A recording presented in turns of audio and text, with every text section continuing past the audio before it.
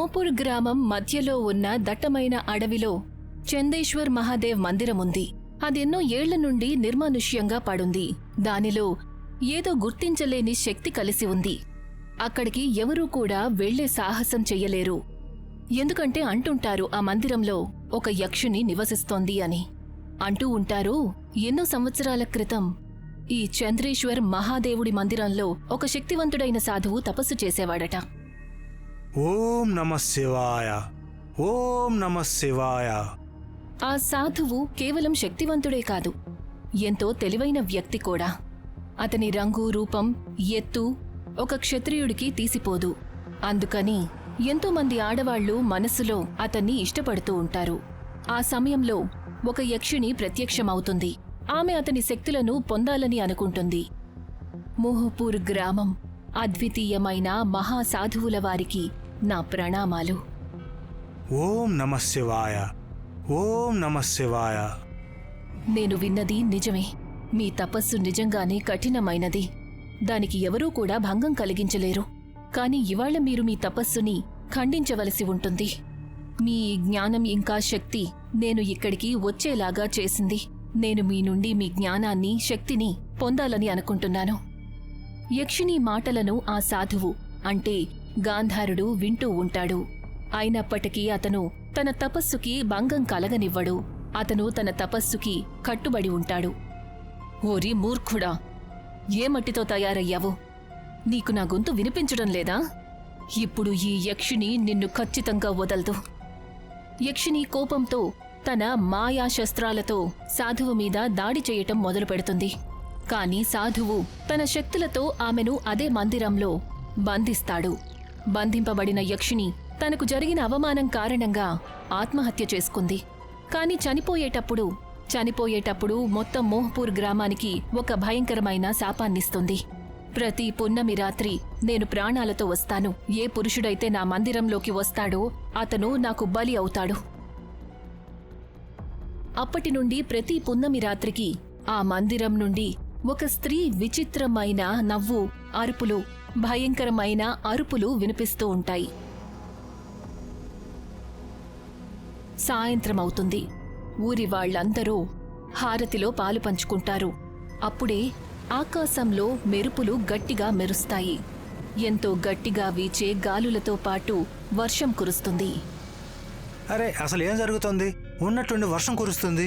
పైగా ఈ గాలి చూస్తుంటే పెద్ద తుఫాను వచ్చేలాగా ఉంది. ఊరి వాళ్లందరూ పూర్తిగా కంగారు పడతారు.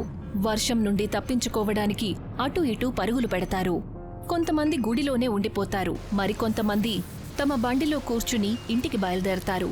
అప్పుడే, బాబూ అజయ్, నువ్వెక్కడికి వెళ్తున్నావు? ఇంటికి వెళ్ళాలి కదా? అమ్మా, అది నేను శరత్తో పాటు తన మోటార్ సైకిల్లో ఇంటికి వచ్చేస్తాను. మీరందరూ వెళ్ళిపోండి. మోటార్ బైక్ ఎందుకు? లేదు, నువ్వు చెప్పేది నేను అస్సలు వినను. నువ్వు ఇప్పటికిప్పుడే మాతో పాటు రావాలి. పద. అయ్యో అమ్మా, ఇన్ని నెలల తర్వాత ఇంటికొచ్చాను. స్నేహితులందరినీ కలవాలి కదా. చూడు, ఇవాళ పున్నమి రాత్రి. ఇవాళ అర్ధరాత్రి వేళ ఈ గుడి చుట్టుపక్కల అస్సలు తిరగకూడదు. నువ్వు మాట వినవు. కాని ఆ యక్షిని పురుషుల రక్తం తాగుతుంది. నాకు ఇంకేమీ చెప్పొద్దు. నువ్వు నాతో పాటు పద, రా. అమ్మా, నువ్వు ఇంకా యక్షిని కథను నిజం అనుకుంటున్నావా? అలాంటిది ఈ గుళ్ళో ఏమీ లేదమ్మా. అయినా నీకంత భయంగా ఉంటే నేనెక్కడికి వెళ్ళను, సరేనా? కాసేపు నా ఫ్రెండ్స్తో గడిపి తిరిగి వచ్చేస్తాను. సరే, కాని త్వరగా ఇంటికొచ్చేయాలి. మంగళ నచ్చ చెప్పిన తరువాత అజయ్ ఇంకా శరత్ బైక్ మీదెక్కి ఇంటికి బయలుదేరతారు. కాని శరత్ బైక్ ఒక నిర్మానుష్యమైన దారిలో ఆగిపోతుంది. షిట్, ఇది కూడా ఇప్పుడు ఆగిపోవాలా? ఇప్పుడేం చేద్దాం? నిర్మానుష్యమైన దారిలో ఎవరు సాయం చేసేవాళ్ళు కూడా కనపడడం లేదు. అవును, అది నిజమే. అన్నట్టు దగ్గరికి చేరుకున్నాం. ఒక పని చేద్దాం, నేను ఊళ్ళోకి వెళ్ళి ఎవరినైనా సాయం కోసం తీసుకుని వస్తాను. అంతవరకు నువ్వు బైక్తో పాటు ఇక్కడే ఉండు, సరేనా? సరే. శరత్ మాట విని అజయ్ అక్కడే నిర్మానుష్యమైన చోట ఉండిపోతాడు. వర్షం చాలా పెద్దదవుతుంది. అన్ని వైపులా నిశ్శబ్దం, చీకటి అలముకుంది. శరత్ కోసం ఎదురుచూస్తూ అప్పటికే చాలాసేపు అయిపోతుంది. భగవంతుడా, ఈ శరత్ ఎక్కడున్నాడు? ఈ వర్షమేమో అసలు ఆగేటట్టుగానే కనిపించడం లేదు. అది కాకుండా నేను పూర్తిగా తడిచిపోయాను. అజయ్ పాపం ఆగకుండా కురుస్తున్న వర్షం కారణంగా విసిగిపోయి ఉంటాడు. అప్పుడే తనకి దారిలో ఒకచోట దూరంగా మెరుస్తున్న ఒక వెలుగు కనిపిస్తుంది. అరే ఏంటిది? అజయ్ తన కళ్ళను తుడుచుకుని అటువైపు చూస్తాడు. అప్పుడు తనకి ఒక గుడిసె కనిపిస్తుంది. ఇది గుడిసెలాగుందే. మంచిదైంది, త్వరగా నేను అక్కడికి వెళ్తాను. కాసేపు అక్కడే విశ్రాంతి తీసుకుంటాను. అజయ్ పరిగెత్తుకుంటూ ఆ గుడిసె దగ్గరకు వెళ్తాడు. ఎప్పుడైతే తను తలుపుని కొడతాడో అప్పుడు తను చూసేసరికి ఒక ఎంతో అందమైన మహిళ తన ఎదురుగా వచ్చి నిలబడుతుంది. ఎవరు మీరు?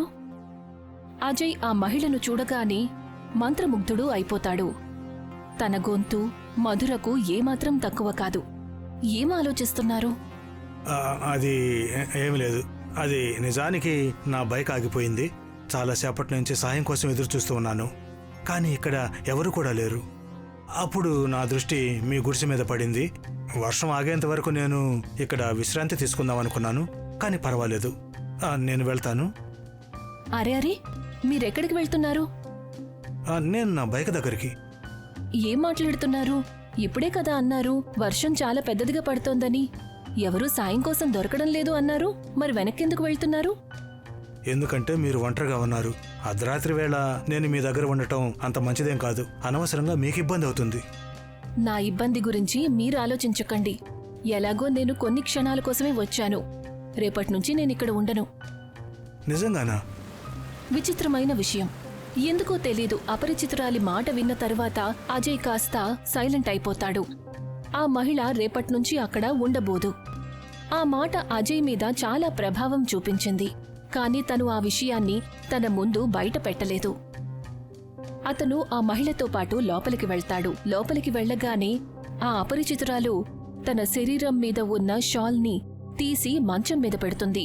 తన శరీరం చక్కటి శిల్పంలాగా ఉంటుంది. అందమైన రంగు, వెండి ఆభరణాలు, అందమైన ఘాగ్రా, శరీరానికి అతుక్కున్న జాకెట్టు. అజయ్ వీటన్నిటినీ చూసి ఆకర్షితుడవుతాడు.